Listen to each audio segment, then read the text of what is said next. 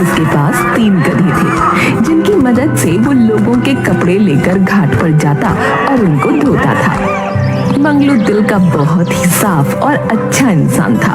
वो इतना हंसमुख इंसान था कि जिससे भी मिलता था उसका दिन बना देता था।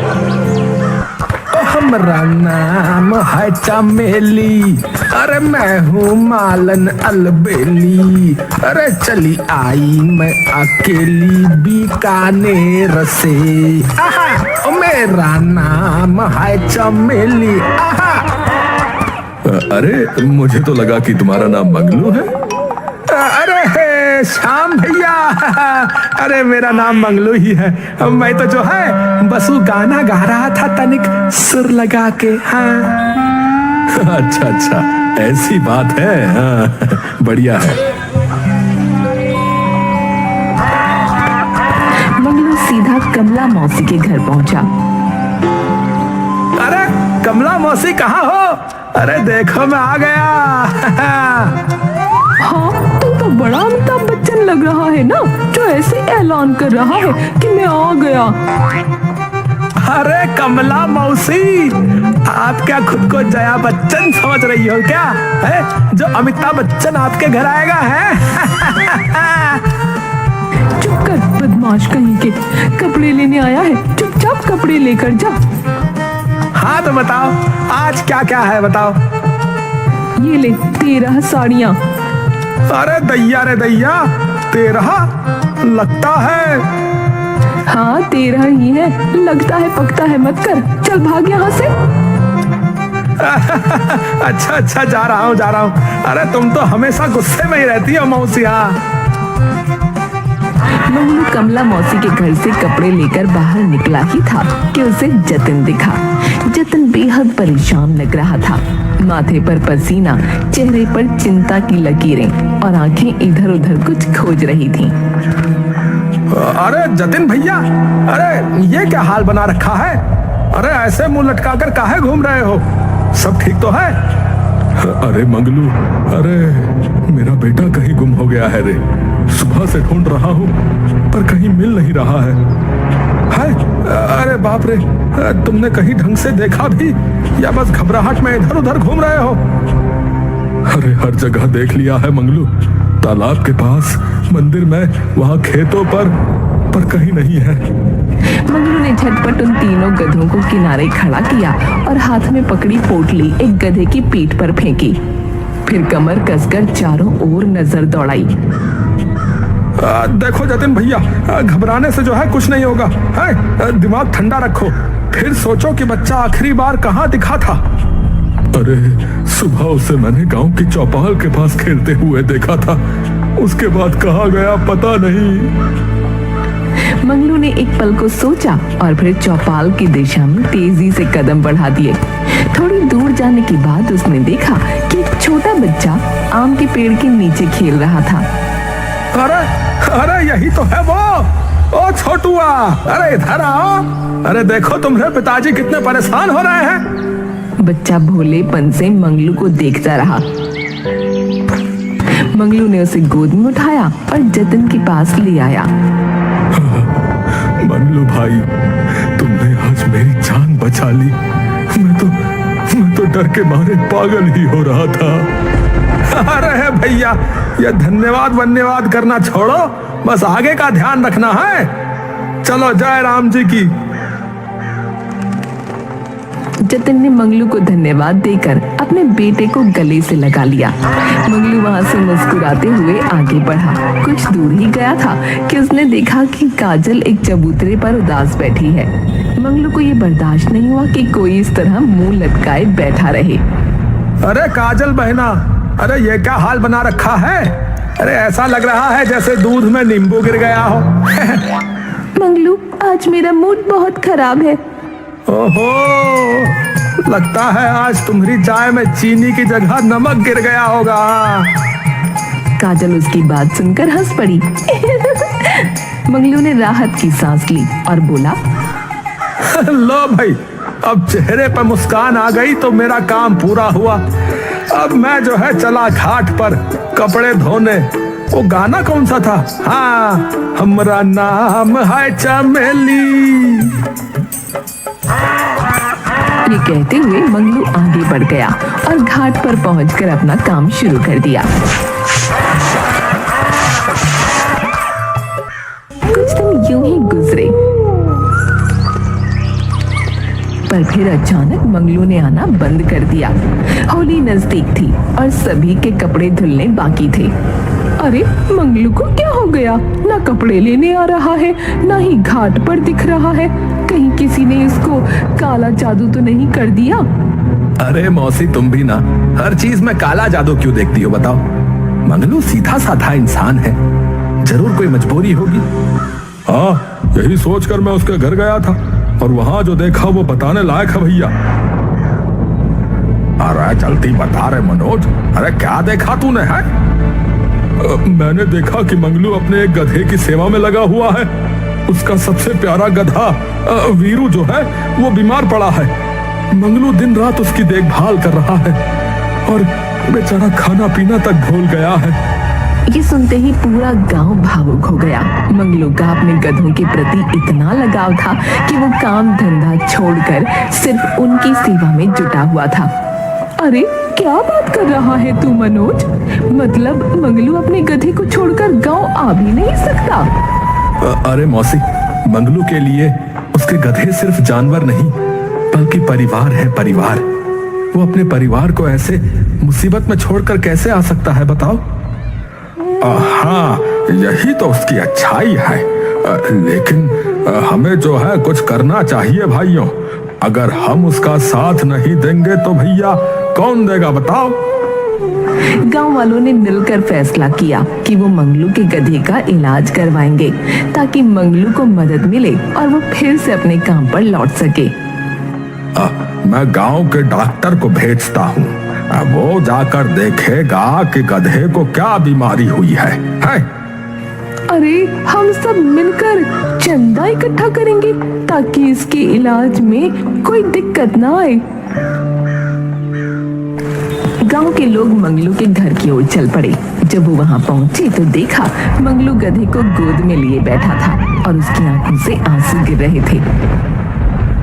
अरे वीरू रे, तू जल्दी से ठीक हो जा। देख, मैं तुझे चने खिलाऊंगा, तू ठीक हो जा। और मैं तुझे नदी में नहलाने ले जाऊंगा, लेकिन बस ठीक हो जा। वीरू, तू जवाब क्यों नहीं दे रहा रे? देख, अब से तुझ पे ज्यादा बोझ भी नहीं डालूंगा। मैं खुद अपनी पीठ पर बोझा उठा लूंगा। तू बस मेरे साथ रहना, ठीक है? अरे ए वीरू, अरे अब तो बोल रे। देख, अगर तू मुझसे बात नहीं करेगा तो देख, मैं भी तुझसे नहीं बोलने वाला। देख ले फिर। हाँ, चिंता मत करो मंगलू, अब तेरा वीरू ठीक हो जाएगा।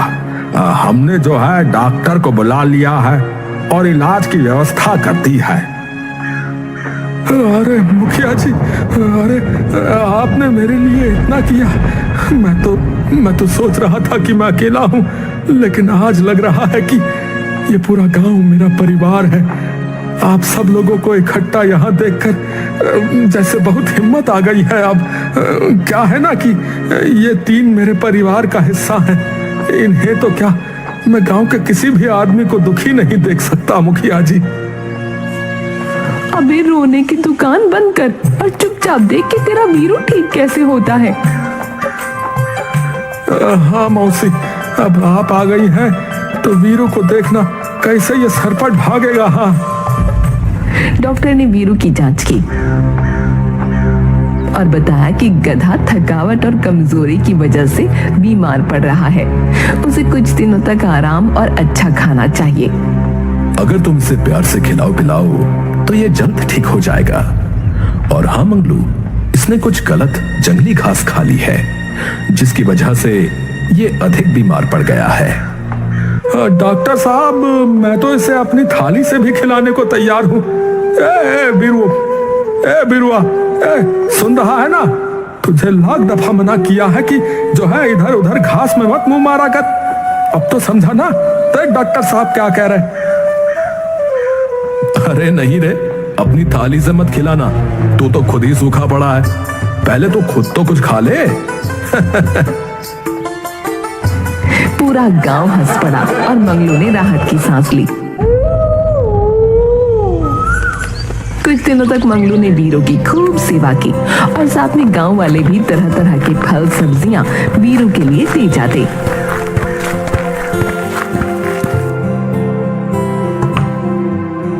वीरू पूरी तरह ठीक हो गया। मंगलू की खुशी का ठिकाना नहीं था। मालिक, आज तो शरीर सा खुल गया लगता है। अब सब ओके लग रहा है। बहुत दिन हो गए। घाट पर चलें क्या? अबे क्या बात है, आज तो जुबान आ गई मुंह में है?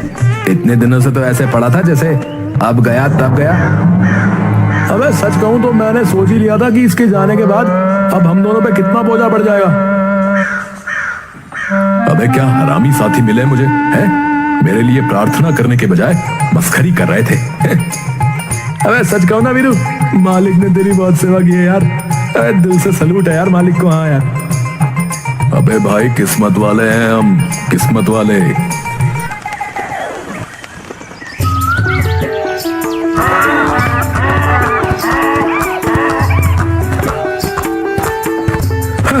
अब मैं फिर से अपने काम पर लौट सकता हूँ। मैं आप सबके पैसे लौटा दूंगा। आप लोगों ने मेरी इतनी सहायता की, मेरा भी तो कुछ फर्ज बनता है। अरे पगले, ये मदद नहीं, हमारा फर्ज था, समझा? चिंता मत कर, बस अब कपड़े धोने आ जाया कर। होली आने वाली है और हमें अपने उजले कपड़े वापस चाहिए, समझा? हाँ मंगलू, इस बार अगर तू हमारे कपड़े नहीं धोएगा तो हम तुझे गांव से निकाल देंगे। सही कहा। अब जल्दी से ये कपड़े ले जा और हमें होली से पहले बिल्कुल चमका कर लौटा देना, समझ गया? मंगलू ठाका लगाकर हंस पड़ा। फिर उसने सबके गंदे कपड़े ले लिए। होली की सुबह जब पूरा गांव रंग बिरंगा होने के लिए तैयार था, लेकिन इसी बीच गांव के बाहर से आए कुछ अजनबी लोग चुपचाप एक योजना बना रहे थे। ये लोग गांव के ही एक लड़के सूरज के साथ मिलकर भांग के पैकेट गांव में अवैध रूप से पहुंचाना चाहते थे, पर पुलिस के डर से कोई सीधा तरीका नहीं अपना सकते थे। तभी सूरज के दिमाग में एक चालाकी भरी योजना आई। देखो बे, अगर हम सीधे ले जाने की कोशिश करेंगे तो ना पकड़े जा सकते हैं, समझेगा? लेकिन अगर इसे मंगलू के गधों के साथ भेज दें तो किसी को कोई शक भी नहीं होगा। बिल्कुल सही उस्ताद, वो बिल्कुल भोला भाला है, उसे समझ में भी नहीं आएगा कि उसके साथ हो क्या रहा है। तो ठीक है, चलो हम लोग मंगलू के पास चलते हैं और किसी बहाने से ये भांग उसके हवाले करते हैं। चलो। हाँ चलो बे। ये कोई गड़बड़ नहीं होनी चाहिए, समझा? ए नहीं, रुको, मैं अकेला जाऊंगा क्योंकि वो सूरज को पहचानता है। कुछ गड़बड़ हुई तो हम पकड़े जाएंगे। क्या बात है बे, पहली बार दिमाग की बात करी पप्पू तूने। हाँ, इसीलिए रांगा भैया आप भी मेरे साथ चलो, बता रहा हूँ। योजना के अनुसार रांगा और पप्पू ने मंगलू से मुलाकात की। अरे भाई मंगलू, ओए, अरे तुम्हारे गधे तो बहुत ताकतवर लग रहे। सच में मैंने ऐसे गधे कभी नहीं देखे, ये तो घोड़ों से भी बेहतर है। अरे आप लोगों का बहुत बहुत धन्यवाद भैया। बस ऐसा समझिए कि गधे नहीं, मेरा परिवार है ये। अरे दरअसल हमें जो है ना, बस थोड़े से रंग और अबीर एक जगह पहुंचाने। क्या तुम मदद कर सकते हो हमारी? अरे क्यों नहीं भैया, मदद करना तो हमारा फर्ज है। तो ये लो, रख लो हमारा थोड़ा सा सामान है। तुम्हारा बहुत बहुत धन्यवाद। अच्छा। मंगलू को पता भी नहीं चला कि उसके गधों के बोरे में रंगों की जगह भांग के पैकेट हैं। वो चुपचाप अपने गधों के साथ गांव की तरफ चल दिया। अबे यार, ये लोग जो अभी मालिक से बातें कर रहे थे, शक्ल से लफंगे और चोर लग रहे थे मुझे। हाँ यार, मुझे भी शक हुआ हमारे मालिक की मासूमियत का गलत फायदा ना उठा लेंगे। पर जैसे ही मंगलू गांव के चौक पर पहुंचा, वहां पहले से पुलिस मौजूद थी। अरे थांबा भाई थांबा, अरे इन बोरों में क्या है? सर, इसमें तो होली का रंग है और बाकी ये गांव वालों के कपड़े। आज होली है ना, तो जल्द से जल्द पहुंचाना बहुत जरूरी है। अच्छा अच्छा, ठीक है, जरा खोल कर दिखाओ इसे। अरे लेकिन मैं किसी और का सामान आपको कैसे खोल कर दिखा दूं? अरे चुप कर, जितना कहा है उतना कर, समझा? इंस्पेक्टर ने बोरे खोलकर देखे तो उसकी आंखें चौड़ी हो गईं। अरे रंग नहीं, ये तो भांग है। अरे तुम इसे गांव में अवैध रूप से क्यों पहुंचा रहे थे? क्या भांग? अरे बड़ा मासूम बनने की कोशिश कर रहा है। चल सीधा थाने चल। नहीं, अरे साहब, अरे मैंने ऐसा कुछ नहीं किया साहब, अरे साहब मैंने ऐसा कुछ नहीं किया साहब। मंगलू को चिल्लाता देखकर वहां गांव वालों की भीड़ लग गई। गांव वाले भी ये देखकर दंग रह गए और बोले, अरे नहीं, मंगलू ऐसा नहीं कर सकता। मंगलू तो सीधा साधा इंसान है, ये जरूर कोई साजिश है। तभी कमला मौसी ने कुछ सोचा और जोर से बोली, रुको, मंगलू से पूछो कि ये बोरा उसने खुद पैक किया था या उसे किसी ने दिया था। अरे नहीं मौसी, ये तो किसी ने दिया था, मैंने तो इसमें झांक कर भी नहीं देखा। अरे मुझे नहीं पता कि वो लोग कौन थे। अरे झूठ बोल रहा है। सूरज पास खड़ा मुस्कुरा रहा था कि तभी मंगलू के गधे ने जोर से ढेंचू किया और बोरों को सूंघने लगा। मंगलू समझ गया कि कुछ गड़बड़ है। मेरे गधे मालिक बेवजह नहीं चिल्लाते, जरूर कुछ गड़बड़ है। तभी वो गधा सूरज की तरफ बढ़ा और उसे भी सूंघने लगा। ये सब देखकर गांव वाले चौंक गए। अरे बीरू बिना वजह किसी को नहीं सूंघता है, इसकी तलाशी लो। उन्होंने सूरज को पकड़ लिया और जबरदस्ती उसकी जेब की तलाशी ली। अबे ओ, तुम लोग पागल हो गए क्या? अबे ये क्या कर रहे हो? हटो यहाँ से, चलो। एक गधे के चक्कर में मेरी तलाशी मत लो, चलो हटो। अरे थांबा, 1 मिनट, अभी सब दूध का दूध और पानी का पानी हो जाएगा। इधर आ। सूरज की जेब से पुलिस को कुछ और छोटे छोटे भांग के पैकेट मिले। अब पुलिस को यकीन हो गया कि असली गुनहगार सूरज और उसके साथी थे। अरे अब हमारी समझ में आया कि असली अपराधी कौन है। अब सब कुछ सच उगल दे, वरना ऐसे पट्टे बजाऊंगा कि 7 पुश्तें याद करेंगी तारी। मंगलू बेगुनाह है, मुझे ये पहले से यकीन था। हाँ सही कहा, मंगलू बेगुनाह है। हाँ सही कहा, मंगलू बेगुनाह है। हाँ सही कहा, मंगलू बेगुनाह है। लेकिन वो लोग कौन थे जिन्होंने मुझे सामान दिया? ये बात तो अब ये सूरज ही उगलेगा। अरे पड़ साले। पुलिस ने सूरज को एक जोरदार थप्पड़ मारा और उसने सारी बात उगल दी। पुलिस ने उसे और उसके साथियों को गिरफ्तार कर लिया। उधर मंगलू की आंखों में आंसू थे, पर इस बार खुशी के। गांव वाले मंगलू के पास आए। अब तो तू समझ गया ना कि तू हमारा कितना अच्छा दोस्त है। अब जल्दी से रंग लेकर आ, होली मनानी है। क्या सच में?